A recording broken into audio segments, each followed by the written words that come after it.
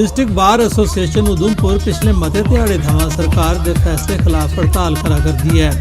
सरकार के फैसले मूजब जमीनें की रजिस्ट्रेशन रेवेन्यू डिपार्टमेंट करा करोग, कोर्ट थमां रजिस्ट्रेशन करने की जिम्मेदारी वापस ले लेती गई है। फैसले खिलाफ हड़ताल करार दे वकीलें अज्ज थमां भुख हड़ताल शुरू कर दी है। उन्हें मांग की जो फैसला वापस लेता जा।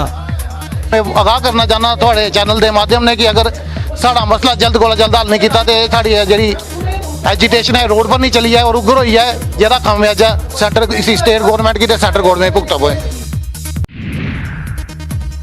पुंछ जिले की मंडी तहसील के ग्रां सैकूल स्थित पंचायत घर की हालत पिछले कई बरे थमां माड़ी बनी दी है।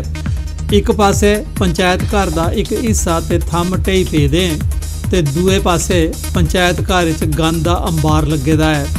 ग्रां दे नायब सरपंच ते सैकूल मेन दे पैंच रजिंदर सिंह कई हुंदा गलाना है जो पंचायत बनने दे 2 बरे बाद भी इत्थे एक बारी भी मीटिंग नहीं करी सके।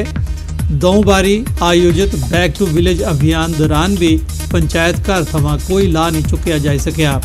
उन्हें सरकार शाह मांग की है जो पंचायत घर की मरम्मत कराई जा या फिर नवा पंचायत घर बनाई दिता जा। हमें यहाँ बैठने की कोई जगह नहीं है, कोई हम यहाँ पे मीटिंग करते हैं, मीटिंग के लिए हमें किसी के घर जाना पड़ता है।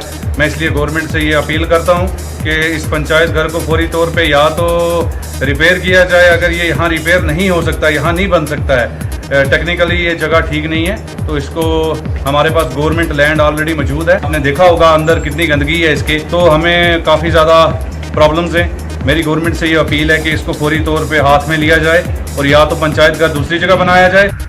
उधमपुर शहर के सॉलिड वेस्ट की वैज्ञानिक ढंगे कने निबेड़ने ताईं kill waste project fuel free solid waste disposal system Sui Jakhar इलाके च लाया गया। उधमपुर जम्मू कश्मीर यूनियन टैरेटरी का पहला सिविलियन जिला बनी गया है जिथे ये इको फ्रेंडली प्रोजेक्ट लाया गया है तां जे उधमपुर कूड़ा कचरा मुक्त जिला बनी सके। ਹੁਣ ਕਿਲ ਐਂਡ ਵੇਸਟ ਦਾ ਪਲਾਂਟ ਲੱਗਣ ਲੱਗੇਦਾ ਹੈ, ਹਲੇ ਤੇ ਉਹ ਕੰਮ ਚੱਲਦਾ ਹੈ।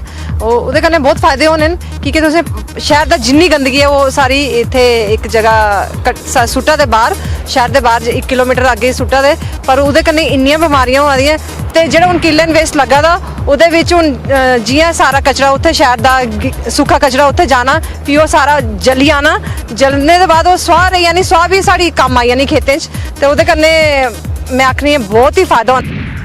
सैना आसिया कलाल नौशहरा रजौरी च शहीद सुभाष थापा पीर पंचाल क्रॉस कंट्री लीग का आयोजन किया गया। कुल मिलाइए 6 कार्यक्रम आयोजित किए गए। पहले इवेंट तहत 12 किलोमीटर क्रॉस कंट्री दौड़ आयोजित की गई। इस 6 जिले दी टीमें हिस्सा लैता। इस दे अलावा 5 ते 3 किलोमीटर क्रॉस कंट्री दौड़ कराई गई। इन्हें आयोजने 800 नौजवान ने हिस्सा लेता। सेना अधिकारी आसिया अव्वल दूए ते त्रीए स्थान पर आने वाले गी इनाम दिते गए।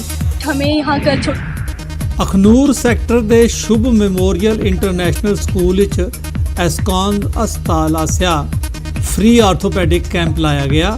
साबका मंत्री श्यामलाल शर्मा होरें कैंप का उद्घाटन किया। एस्कॉन अस्पताल के आर्थोपैडिक डॉक्टरों की टीम ने मरीजों का मुआयना किया ते उन्हें की मुफ्त दवा मुहैया कराई। डॉक्टर राजेश गुप्ता जो HOD head of the department वो मतलब समझो टीम आई दी है ना बत्रा तक ना उन्हें दसिया में उन्हें बड़े इयां अच्छे तरीके कन्नै मिगी दिखा करना मतलब लटाया मिगी समझो लटाइया तो फिर उन्हें चेक किया भी चंगी चाली अपनी मिगी जी गल सुनी उन्हें ਉਹਦੇ ਬਾਅਦ ਚ ਉਹਨੇ मतलब लिखिया कि पर्ची ये मेरी पर्ची। इससे पहले मैंने डेंटिस्ट को बुला के कैंप लगाया। ये काम मैं पिछले 2-3 साल से रेगुलर यहाँ पे कर रही हूँ।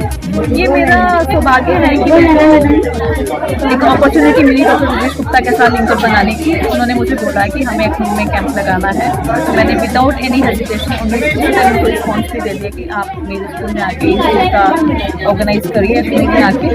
तो आज इसलिए वो यहाँ पे आए हैं। ये हड्डियों का फ्री कैंप है। इसमें मेरे साथ 4 डॉक्टर और आए हुए हैं डिपार्टमेंट के, तो इसमें हम पेशेंट को फ्री देख रहे हैं और फ्री ही मेडिसिन दे रहे हैं पेशेंट।